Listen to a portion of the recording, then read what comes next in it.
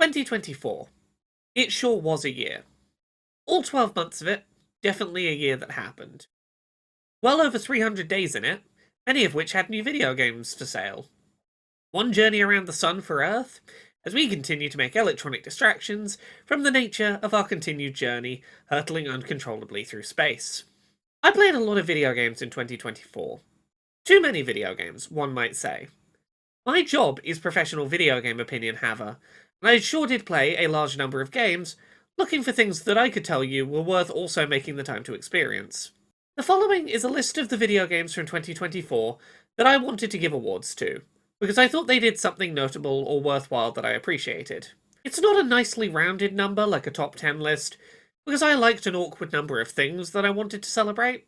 It's also not in a ranked order, because each of these games I thought was great for a totally different and hard to directly compare reason. Maybe I'll crown an overall Game of the Year winner. Maybe not. Who can say? Certainly not me. This is my last work week of the year, and I'm working out a structure for this awards list as I go. There is no plan. I'm truly just winging this. So with no further introductory waffling, here are 18 games from 2024 that I thought should get an award, of which only 3 or 4 are ones that I have to give disclosures about conflict of interest with, which I think is a pretty decent ratio, all things considered. Best game at capturing my religiously uncertain teenage years. Indika. When I was in my mid to late teens, I had a crisis of religious faith.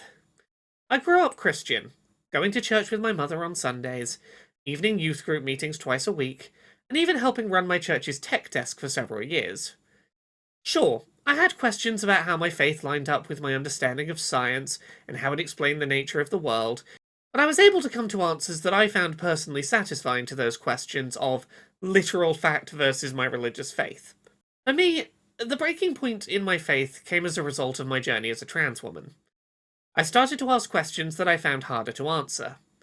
Why would an all-powerful God create me as someone whose exterior body and internal experience differed so wildly? How should I navigate choosing between unhappy suffering with my body and making changes which would necessitate altering God's original design for me? Would transitioning be perceived as contradicting God's flawless design for my life?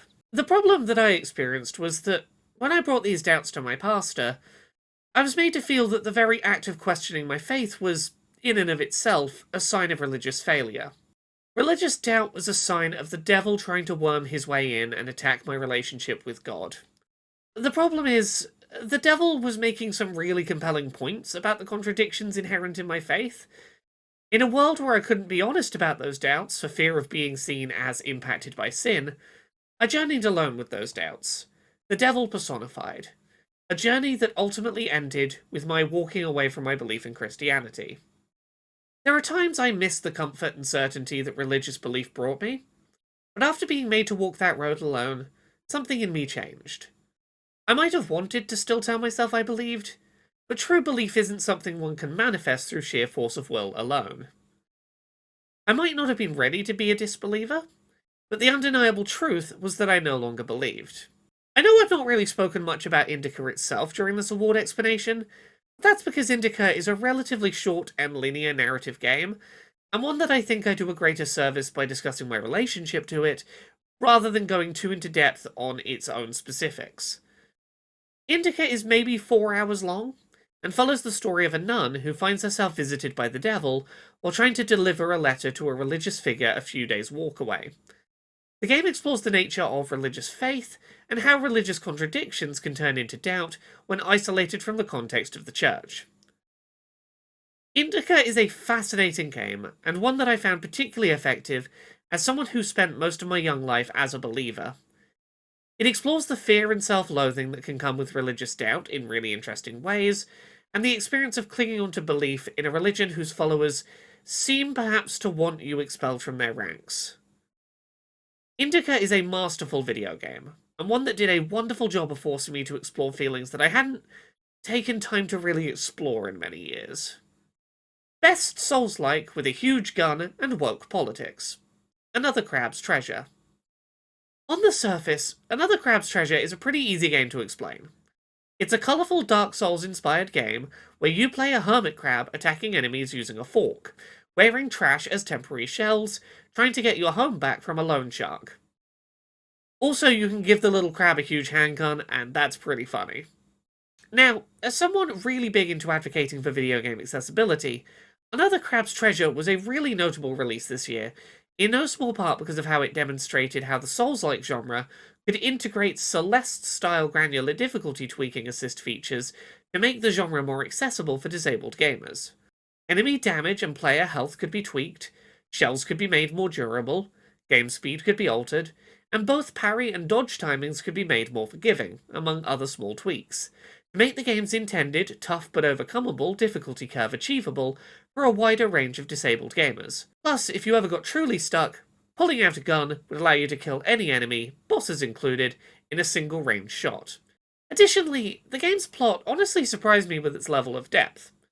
What starts as a seemingly simple tale of a person wanting to reclaim their home grows into a tale about the devastating effects of pollution on the ocean, but, perhaps more importantly, a story about a main character who is revealed to view their own quest for personal comfort as a higher priority than the fate of others in greater need than themselves. Another Crab's Treasure is a game whose story is ultimately an exploration of a lead character who wants nothing more than to go back to a comfortable life isolated from the realities of global suffering. They want to live somewhere comfortable, able to ignore the suffering of those less fortunate, pretending their struggles are not part of a shared battle for a livable world. It's a story about learning to take responsibility for combating suffering that you might otherwise try not to think about by looking away from it, which I feel is a pretty important kind of story to see explored in a game that initially just presents itself as silly, colourful crab Dark Souls. Best Hallucination Simulator: Senua's Saga Hellblade 2. Senua's Saga Hellblade 2 is an incredibly impressive video game for a lot of reasons, but in terms of accessibility, perhaps the most notable thing worth discussing is the way that the game handles subtitles that by necessity must overlap each other. The game follows Senua, a young woman living with both auditory and visual hallucinations. Where the first game in the series had taken place mostly in her own internal world, the new sequel sees players experience the physical world, overlaid with her experiences of pattern recognition and internally experienced sensations. Senua spends much of the game hearing voices in her head, seeming to come from multiple different locations around her. For players with binaural hearing, wearing headphones, this is conveyed by having voices spatially positioned, so that the player can hear voices whispering in your ears, sometimes overlapping each other as they fight to be heard over Senua's stronger internal monologue or other external speakers. One of the most interesting innovations seen in Senua's Saga compared to its predecessor is the presentation of subtitles. Subtitles can now appear in multiple positions within the subtitle area, with Senua's internal monologue and dialogue from external speakers taking a central position, and whispered hallucinatory voices on a separate higher-up line of text. There are 3 upper positions for text to appear in, meaning that up to 3 voices can be whispering at a time, with the text's position, from left to center to right, representing where in 3D space the hallucinated audio is being heard. This system, and the way that it allows Senua's hallucinatory audio to overlap itself and surround the player, even without hearing audio, was a hugely impressive step forward for the series. Additionally, I highly appreciate that the game featured a documentary, showcasing that consultants who experienced psychosis were brought onto the project to share their experiences with the development team, to ensure that Senua's experience was authentic and not sensationalized. Senua's Saga is a fascinating journey that can be comfortably completed in a couple of sittings. While not without its flaws, most notably an ending that arrives a little suddenly without due ramp-up, it is well worth experiencing as one of this year's most notable and novel releases. Second best DLC expansion to a monster-slaying exploration RPG: Elden Ring: Shadow of the Erdtree. Look, I know this is a really specific and niche award, and giving an award for the second best game at doing something is pretty unusual, but I think by the time I'm done you'll hopefully understand why I've done things this way.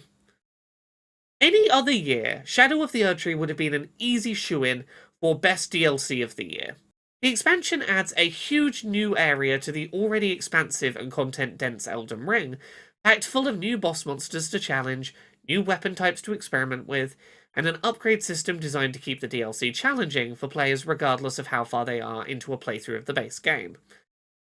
By making the DLC's upgrade system dependent on collecting a resource that's only found in the new map, and artificially weakening players' characters until they engage with the new upgrade system, developer From Software ensured that even the most overpowered players would feel weak and helpless in this new land until they'd sufficiently explored the map, something I would love to see more RPG DLCs learn from in the future.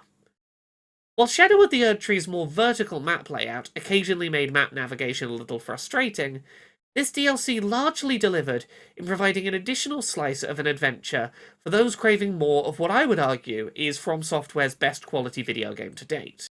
A high-quality addition to a near-perfect game, it's hard to deny that Shadow of the Erdtree was very much potential Game of the Year material. At the very least, one of the 2 best DLCs to release this year. Best DLC expansion to a monster-slaying exploration RPG. Vampire Survivors Ode to Castlevania. Okay, so yes, I know, let me explain. Vampire Survivors, an indie game released back in 2021, sees players fight increasingly large crowds of monsters using weapons that attack automatically in specific area patterns over time, and can be evolved by combining them with the correct secondary items during a run. Vampire Survivors is a cheap game, free on mobile and a couple of quid on PC or consoles, with DLCs generally a couple of pounds each upon release. The amount of value for money presented by the game and its DLC pricing model has always been pretty impressive since the game's initial release. But then there was Ode to Castlevania, perhaps the best value for money DLC I've ever seen for a game. Now, a caveat for this award, my friend James Stephanie Sterling wrote bestiary entries for many of the monsters in this DLC, so there's my bias acknowledged. Vampire Survivors has always, since its initial early access release, very clearly drawn inspiration from Castlevania as source material, and seeing an official Castlevania collaboration added to the game is beautiful in its clearly obvious nature. Some might say it's redundant, but that's kind of what makes it beautiful. The first character in the base game of Vampire Survivors is basically just legally distinct Simon Belmont, and now basically every member of the Belmont family is added as playable characters, with a vast majority of them wielding some new silly variation of a whip as a weapon. The Castlevania map is structured in a really interesting way, with an open exterior section to explore, but the main castle being explored in a more linear fashion. Elaborate boss fights litter the castle, with keys to progress through the labyrinthine building locked behind slaying these beasts, capturing the tonal flavour of main series Castlevania titles really impressively. And look, Ode of Castlevania, upon first boot, feels like it's already going to be the biggest Vampire Survivors DLC by quite a large margin, and that's before it's tipped its hand. Ode to Castlevania offers almost double the number of characters and weapon additions that are initially advertised, throwing so much content at the player, I'm still trying to work my way through it 6 weeks post-release. Vampire Survivors DLCs have always felt like really solid experiences, with their dips into licensed DLCs feeling really loving to the source material they're adapting. It's clear that the creative team knew they might never get another chance to integrate official content from one of their most direct inspirations, and that extra effort put into making the most of this opportunity really shows in the end product. This truly is an incredible example of post-release DLC done right. Best Surrealist Britain Simulator. Thank goodness you're here. The less I say about this game, the better. Thank goodness you're here takes roughly 2 hours to play through, and sees you explore the fictional northern British town of Barnsworth, as a little cartoon fella ostensibly visiting to sell something to the town, but ultimately roped into helping out with increasingly elaborate odd jobs for the locals until the mayor finishes up a meeting. To give specifics of the game's humour would spoil some of its charm, it's very much built on the kind of 80s British humour that relies on a visibly obvious punchline being set up, and tension growing as you know exactly what's coming, before a last-minute subversion pays off that expectation and tension in a slightly different way than the setup implied. Also, for those of you from the UK, there's a lot of very specific regional humour that doesn't feel the need to explain itself to an outside audience in a way that I found really charming. Best giant bottomless pit to throw my free time into. Balatro. God, Balatro is dangerously addictive. I lost so much of my life to this game in the first few months after it was released. Balatro is, on the surface, a poker simulator. Make specific poker hands, score points and multipliers depending on hand rarity, and try and score high enough value hands to progress. However, the twist comes in how you're able to modify both the content of your 52-card starting deck and the rules by which hands are scored in increasingly elaborate ways. Perhaps you unlock a starting deck where there are only 2 suits, hearts and clubs, doubled up in number to get back to a 52-card deck. This makes aiming for flushes considerably more consistent.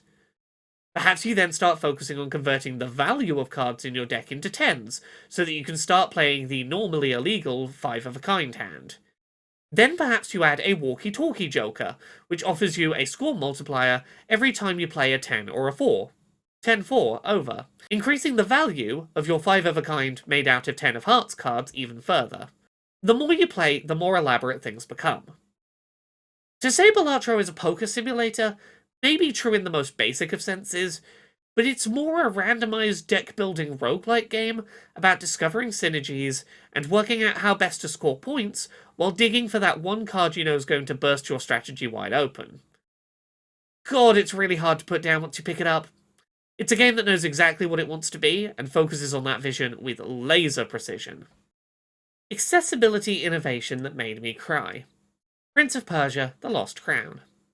Those of you who follow my work regularly will likely know I don't tend to cover Ubisoft games as a general rule of thumb. My issue is not with the average Ubisoft employee, but more with the fact that Ubisoft management a few years back were revealed to have been complicit in huge amounts of employee mistreatment, which, by all accounts, didn't really improve in the years following the news coming to light. As such, as a rule of thumb, I try to avoid covering most Ubisoft titles generally. That said, there are always exceptions, and in 2024 there was one Ubisoft game I felt was necessary to play through for work: Prince of Persia: The Lost Crown. Prince of Persia: The Lost Crown is a side-scrolling Metroidvania that first made its way onto my radar back in 2023, when Ubisoft detailed the game's accessibility features 7 months ahead of release, as part of Summer Games Fest. This was one of the only times a AAA game announced any accessibility specifics at the time of reveal during that year's Summer Game Reveal livestreams, and to do so months ahead of release was notable in and of itself. The Lost Crown features a bunch of really cool accessibility features, including Ubisoft's first implementation of high contrast mode visuals, and a bunch of combat difficulty tweaking modifiers, such as increased parry timing windows. But the feature that made me cry with joy to see implemented was the option to pin screenshots directly onto your in-game map. I have aphantasia, a condition that means I lack a visual imagination or memory. Pair this with my ADHD, which further causes issues with memory, and Metroidvania games are often a real struggle for me to play, due to my difficulty remembering where to backtrack to as I progress and unlock new traversal skills. While some games such as Metroid Dread have in the past accommodated my disabilities with robust map systems for automating map labeling and offering robust pin options, nothing quite compares to letting me actually look at a literal screenshot of what was going on in a room that I found earlier to remind myself visually exactly why I might want to backtrack to there. This feature was incredibly personally impactful, and by itself makes Prince of Persia: The Lost Crown a game I want to ensure gets one of my end-of-the-year awards. Game I was most surprised by enjoying: Pacific Drive. As a rule of thumb, I don't enjoy survival crafting games. Any game whose core loop is about collecting materials, crafting and repairing your equipment, to travel slightly further, to get new materials, upgrade, repair, and travel a little more, just really isn't my vibe. Pacific Drive is the exception to that rule. In Pacific Drive, you play a person trapped in a mysterious supernatural equivalent of a nuclear exclusion zone, where reality seemingly unwraps itself the longer you explore. Players need to collect resources quickly, before either diving further into the wild, or finding a portal to teleport back to their home base, while upgrading their vehicle for lengthier journeys into more treacherous zones, all while trying to unravel the game's wider mysteries. I think the thing that makes Pacific Drive work for me, when the genre isn't usually appealing, is in large part the connection I developed with the beat-up car that served as my only constant, safe haven, and ultimately companion throughout the game's isolated, cruel, unforgiving world. Sure, there were voices talking to me on the radio. It wasn't clear exactly how much I could trust any of them in the long run, though. My car was the only thing I knew I could trust, and I came to feel a weirdly strong emotional connection to it. By focusing the game's upgrade loop on the car, rather than my human player, it felt like I was investing in keeping the car safe, so it could keep me safe in return, in a form of symbiosis. I've never been the kind of person to personify a vehicle that I've owned, but Pacific Drive made me understand those kinds of people. As I began to paint my car and decorate it with flags and custom doodads, I began to see damage to the car as a personal failing. I found myself trying to prevent damage, even if it was repairable, because I owed that to my car. That feeling of connection to the car changed my relationship to the game's mechanical genre, and made me get invested in the kind of game I would never normally have found myself sinking so much time into playing. Best horror game at capturing my medical isolation fears. Mouthwashing. Mouthwashing is easily the most personally affecting horror narrative I've experienced in years. It's a masterpiece. Go play it if you have any interest in creative horror storytelling. If you need more convincing, I guess I'll do my best to give you a spoiler-light explainer of what I think it does so well. Mouthwashing is, at its core, a game about the horrors of being trapped. This is kind of obvious if you explain the basic big-picture premise. It's a story about the crew of a haulage freighter ship in deep space who become estranged together, hoping for rescue. They're trapped alone with each other in an enclosed space. The horror of being trapped. The thing about Mouthwashing is that, over the course of its 2-hour runtime, it explores the fear of being trapped from a number of different angles, each of which is going to invoke horror in different kinds of people in differing ways. Not everyone is going to find the same parts of Mouthwashing scary for the same reasons, but if any part of it resonates with you, it will ultimately be because of one of its many varied explorations of the horror that comes from being trapped. For me, what worked about the game was its explorations being trapped and powerless in a medical context. Without getting into the game's specifics too deeply, one of the plot lines involves a member of the ship's crew who has been badly injured and is at the mercy of the remaining crew members. They're responsible for handling everything from his ability to eat through to his access to pain medication, largely powerless to control the situation. This story reminded me of a lot of moments in my own life, for differing reasons. It reminded me of being in hospital after surgery a few years ago, having sleep paralysis and hallucinations as a rare side effect of doctor-prescribed sleeping medication. I was trapped, conscious, unable to move, in unbearable pain, watching chillingly tangible horrors unfold in the room around me, as I could do nothing to flee from them or fight.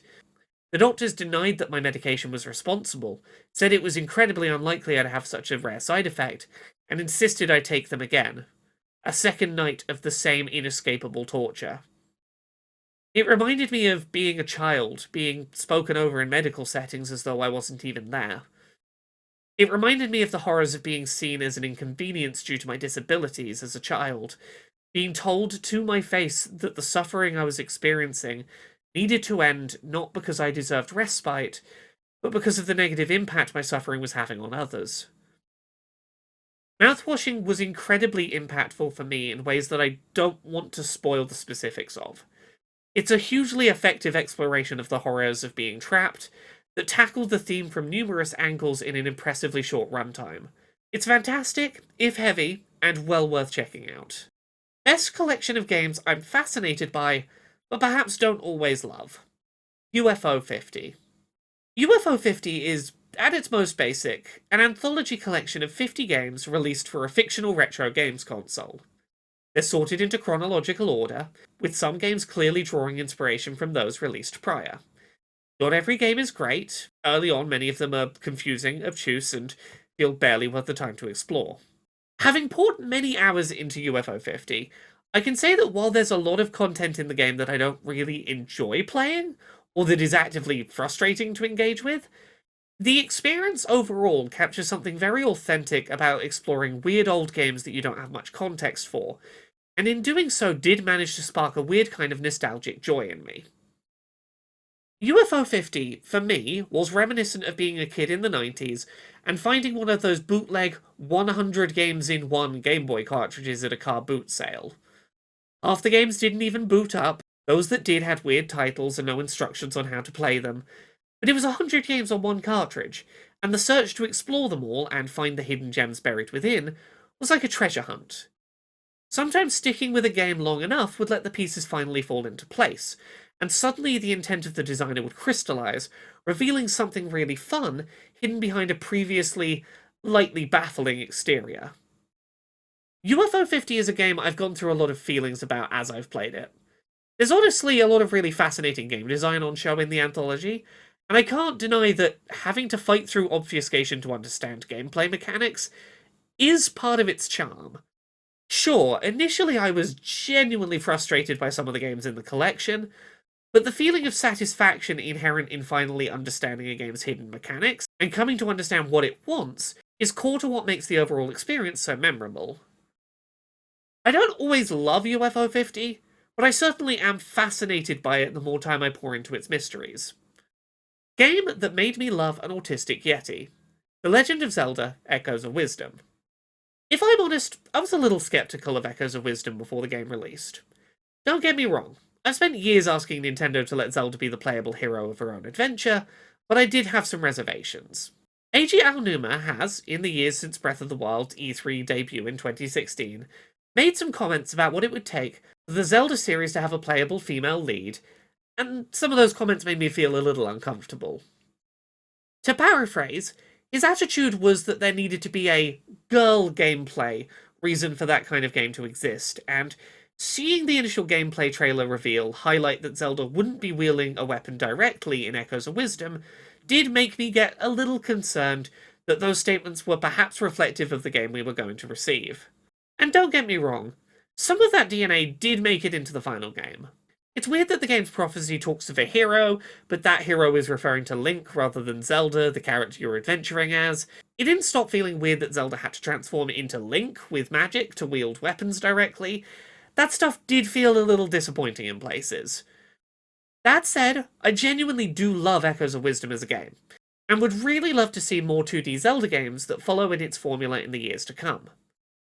The Echo mechanic, for summoning tools to explore the overworld and dungeons, really did capture something I've been hoping the Zelda series would nail for many years now.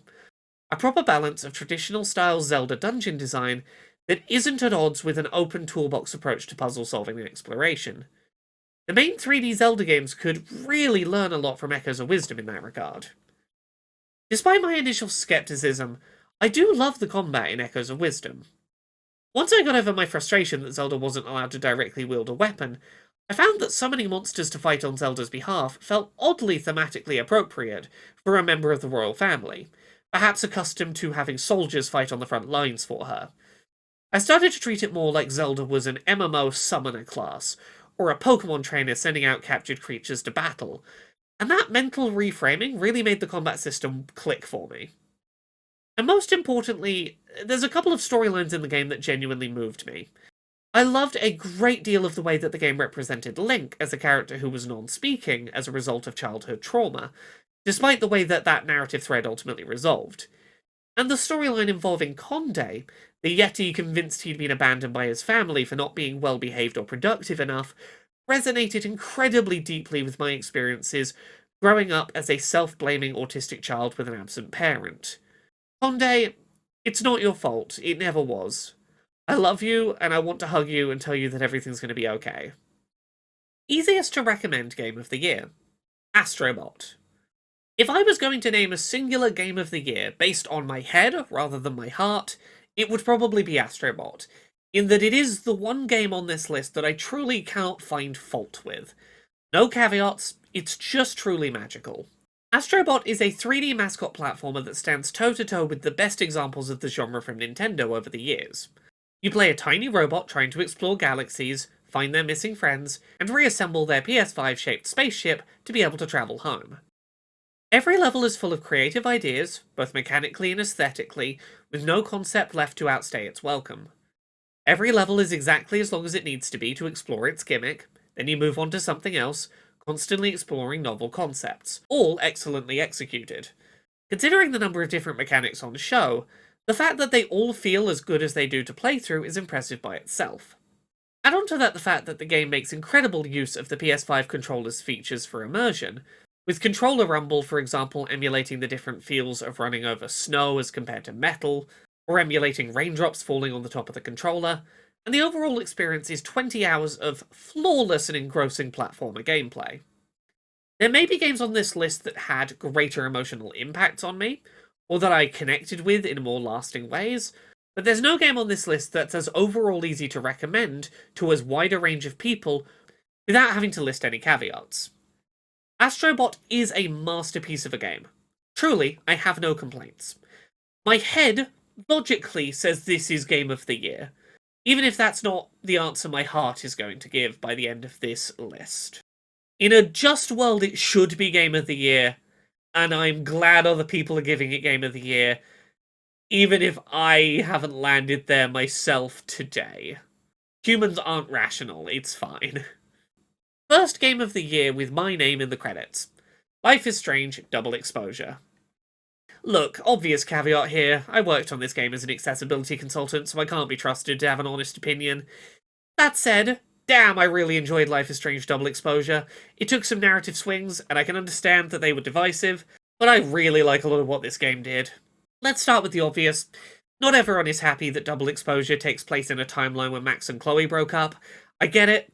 I saved Bay over Arcadia Bay. I saved BAE rather than BAY. I am a big believer in and supporter of flattening an entire town, while refusing to let fate force me to give up my lesbian of choice. However, I do really like the way that the game presents Max and Chloe's breakup.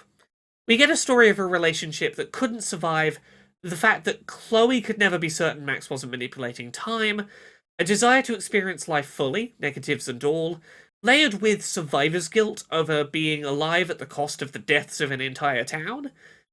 Chloe asked Max not to save her at the end of the original game, and Max chose to save her anyway. Max showed an unwillingness to listen to Chloe on how her powers should be used, and Chloe feels guilt at the price paid to save her. That's a lot of pressure to place on a teenage queer romance. The breakup had really interesting impacts on the kind of person Max is in Double Exposure, and I think there is a lot to be said about whether Max, and the player, saved Chloe because they wanted to see her survive, or because they wanted specifically to save her so the two of them could date. I can understand how Chloe would perhaps feel like, if I end this relationship, will Max go back in time and save the town rather than me? Will I die if I leave this relationship? Will this timeline in which I survive go away? That's got to be a lot to reckon with. Letting Chloe end the relationship, and Max not going back in time to undo that, was a mark of Max truly accepting Chloe's autonomy in the relationship, regardless of whether they stayed together or not. I really liked exploring that. Also, if you want a Life is Strange sequel that follows a version of Max and Chloe who fight the universe to stay together despite the odds, despite the universe continuing to try and tear them apart even after Arcadia Bay, there is a series of comics that explore that in great detail, which I also love. I'm glad we got a different follow-up here, rather than just a rehash or adaptation of that version of events. Both of them can coexist. This is a universe where multiple timelines seems very much canon according to this new game we're in. That soapbox aside, I think the core mystery at the heart of Double Exposure was really interesting. The third act twist created a really interesting cat and mouse game between primary characters, and I'm fascinated by the potential future of the series presented by the ending. I want to see where it's going. I'm cautious, but I am really interested. Also, more video games should have cool middle-aged trans women in biker jackets as characters that I can smoke weed with. Best AAA game that I apparently solo developed.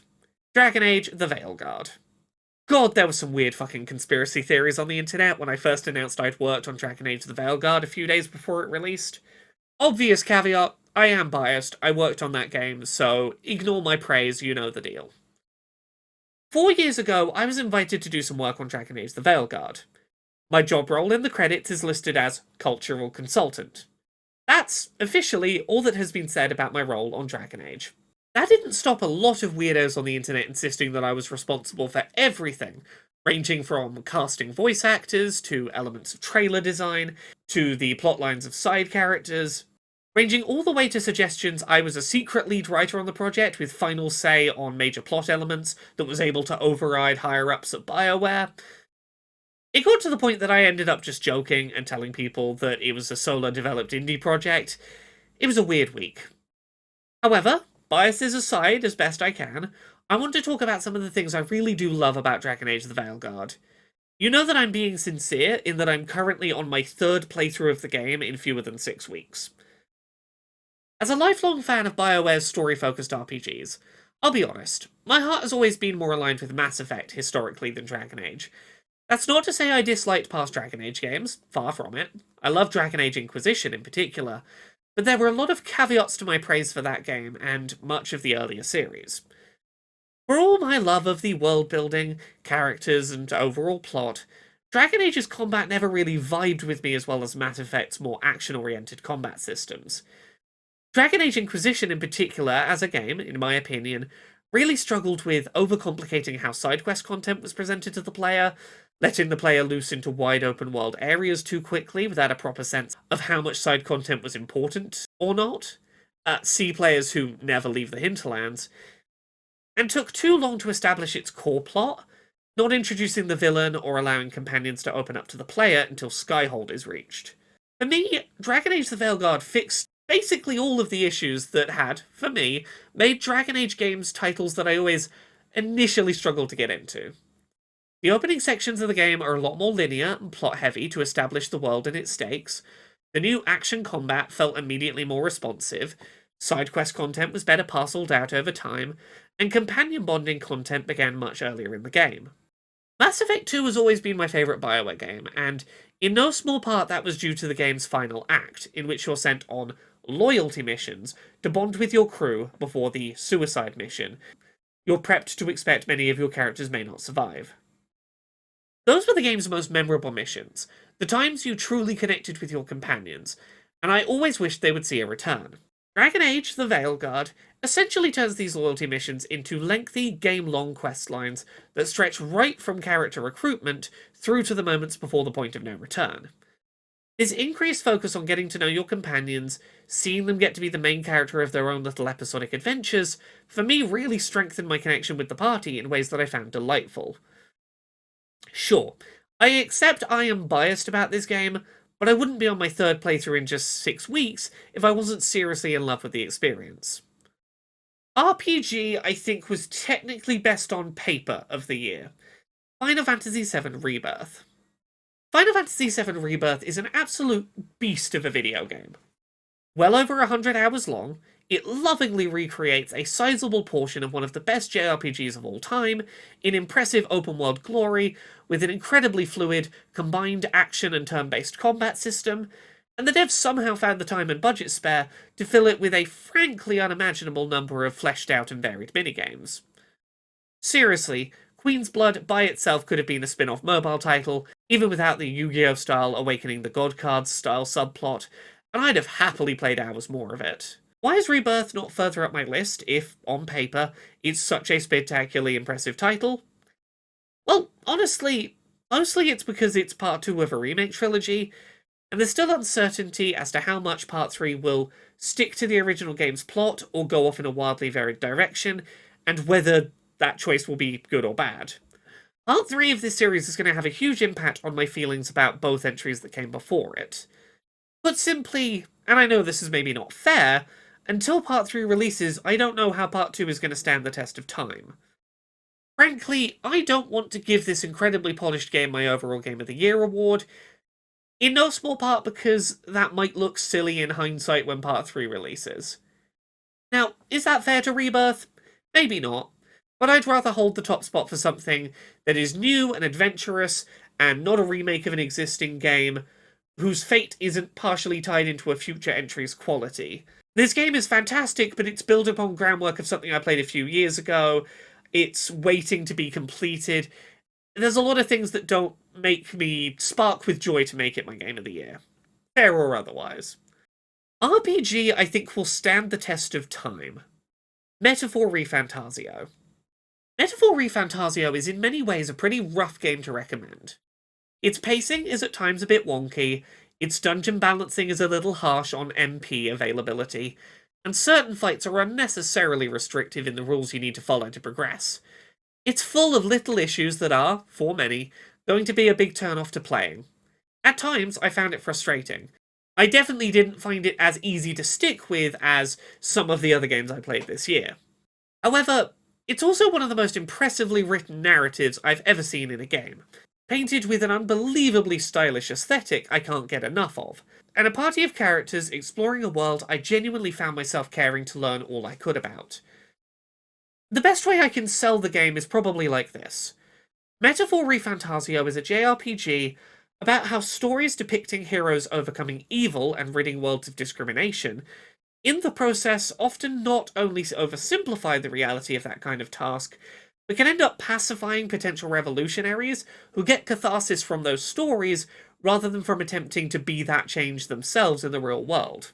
It's a game in which one moment you're fighting an egg with human legs and a small family of mice living inside it, literally ripped straight from a Hieronymus Bosch painting, before 5 minutes later you're explaining to a child that homelessness isn't a moral failing, and that she's not going to end up homeless as a punishment if she doesn't do enough chores for her new adoptive mother. It's a game about exploring a world full of fictional, species-based bigotry and discrimination, where you're tasked with learning about the land's people and their needs. It's not just about learning enough to understand their oppression, but learning about their wider culture, their beliefs, their joys, their values, and how best to help and support them if a more peaceful world is someday made possible. It's a game that challenges you to wrestle with the reality that attempted assassinations of fascist, militaristic, populist political figures, whether successful or not, will regardless have far-reaching, unpredictable consequences. Succeed or fail, your action will result in things you cannot predict. It even has a side quest about a person in incredible amounts of pain, not getting proper support with pain management, and deciding to murder those responsible for his current existence as someone suffering with chronic pain, prompting the party members to have to debate the ethics of such an act. I wonder why that plotline felt particularly current and topical.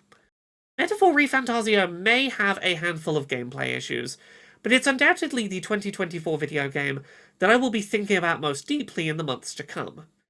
It's impressively politically aware, and not afraid to shy away from interesting and complex situations. Overall Game of the Year? Like a Dragon, Infinite Wealth. Look, competition for overall Game of the Year this year was tight. There were like 3 different very high quality RPGs that aren't the one that I worked on, and all of them were really impressive in very different ways. I'm an RPG gamer through and through, and I almost awarded a 3D platformer my personal Game of the Year. There's multiple games on this list that if you asked me on a different day to write the script, I'd have instead taken this top spot. But when push comes to shove, I'm giving my main Game of the Year award to Like a Dragon Infinite Wealth. The only video game this year that inspired me to write a parody of the Poke Rap about 150 buff man archetypes, and then convince my friend Jonathan to record performing the lyrics during his lunch breaks for a week. That kind of dedication to a video game after completing it deserves some praise. The Like a Dragon series, previously known as the Yakuza games, are made up of a number of adventures that are equal parts serious crime drama and silly nonsensical mini-game side quest buffoonery. Infinite Wealth, the second turn-based RPG in a series largely known for real-time brawler combat, has a story that focuses on Ichiban Kasuga, an infectiously positive former Yakuza member who has made it his life's mission to help former Yakuza members find jobs and reintegrate into society after the dissolution of a number of the largest Yakuza families in Japan at the end of the prior game. His new quiet life is thrown into disarray, sending Ichiban instead on a journey to Hawaii to find his long-lost and assumed dead mother, who may be on the run from several criminal factions for mysterious reasons. And yeah, the game is kind of that, but it's also a second, completely separate and tonally distinct story. Half of the game is instead following former series protagonist Kiryu, a former Yakuza member who had to fake his death, coming to terms with a recent cancer diagnosis, completing his bucket list, while his friends try to convince him that he has had a positive impact on the world around him, and should fight to keep living rather than fade into the background and quietly pass away. It's also a story about political corruption, and Hawaii being poorly respected and treated by major international powers. It's also a game in which there's a Pokemon knockoff called Sujimon, where you collect muscular men, level them up, evolve them to fight in gyms, and eventually take on the Sujimon League. It's a game that made me cry with genuine joy at a side quest that concluded with a trio of big burly adult babies scattering incontinence pad filling from a rooftop to emulate snow at the expense of their infancy-based holiday plans. Seriously, it was beautiful in ways I was not ready for. I was not ready to feel that deeply emotionally impacted in that moment. It's not a perfect game. My biggest issue with it is that some of its content surrounding representation of disability I was a little disappointed by. That said, overall, the game was a well-paced, creative, constantly surprising rollercoaster of a game that was so much more expansive and densely designed than I could have prepared myself for. It's full of characters I would happily see take the lead role in sequels, and truly this game obsessed me for months. It's not perfect, but its heart is in the right place. Just like protagonist Ichiban. There we go. Took me almost an hour to record the script for this, no idea how long it's going to be post-edit. There you go, Game of the Year. I'm off for my holidays now. No more work from me this year. Goodbye. I want to be the best that's ever been. Beat up all the rest, mine are the best team. Dancer, Tater, Gang Lord, Dope, Soda Cheese, Dancing Madman, Pretty Curd, Nameless, Kuriki, Bogus Barney, Wild Hog, Squirm, Quarter Cheese, Surgy Silver, Kwame Red, Grass Snake, Toxic Creep, Ride 'em all. Sujimon, I'll search across the Hawaii. Look far and near. Recruit all these men with some chocolates and beer. Wheeler Dealer, Shadow Diver, Pad Cop, Top Dog, Bronze Age, Thermworm, King of Ling, Hangmon Dog, Judge and Spray, Poach, Roach, Sewer Rat, King Joe, Vagabond, Leatherface, Bonsai, and Sumo. Rob 'em, gotta bribe 'em all. Gotta bribe 'em all. Sujimon. Slam, Dancer, Dungeon Troll, Rebel Gala, Shiver, Jabber, Crazy Heel, Fleet to Fly, Balloon, Wolf, Lycanthrope, Freak-a-Lele, Power Tool, Clopper, Mega Nugget, Arminator, Suji Rider, Black Belt, Gobba bribe 'em all, yeah! Gobba bribe 'em all, yeah! Gobba bribe 'em all, Sujimon. Ow!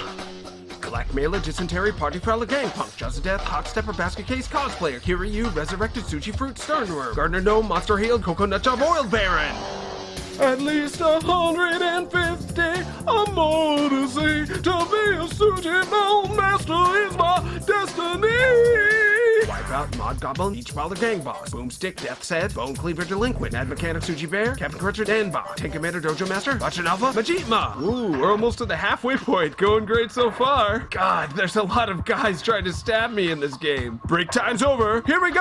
Sandbagger, Dust Tester, Statesman, Sentinel, Swillipia, Armageddon, Knife Twister, Grounds Reap, Penalty Boxer, Blood Shadow, Dr. Crimson, Junji, Kwame Violet, Providence, Sujidama, Sionhi. Gobba bribe 'em all, yeah! Gobba bribe 'em all, Sujimon, Proclaimed Witch, Yaiko, Gift Gatherer, Daijima, Necromancer, Tomizawa, Angel of Megadeth, Jetstream, Bomber Stormer, Nicotine-less Yokawa, Archdemon, Clarmander, Hypermaniac, Dochima.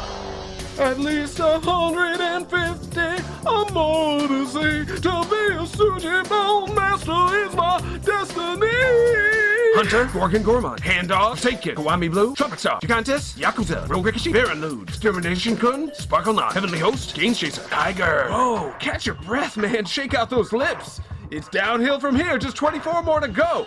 Now it gets tricky, so listen real good. Cut Purse, Seamstrader, Unquiet, Sentencer, Hateful Sportsman, Law Humbug, Wrecker, Monster Monastic, Executioner Zao, Mr. Meat and Wiener, Betterer out of hell. Gobba bribe 'em all, yeah! Gobba bribe 'em all, yeah! Gobba bribe 'em all, Sujimon. Ow!